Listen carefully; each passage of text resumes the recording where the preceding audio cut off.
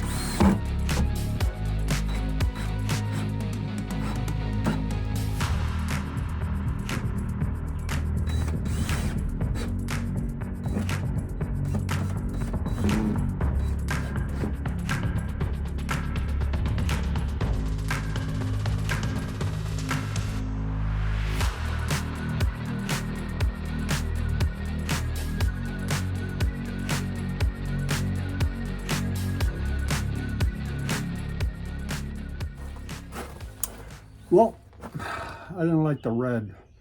It made too big a statement. I just like the sculptural quality of this, so I repainted it, as you can see, back to the gray. So thanks guys for watching. Please subscribe if you will. Hit the bell for notification of my next video, and I appreciate you guys. I'll see you real soon.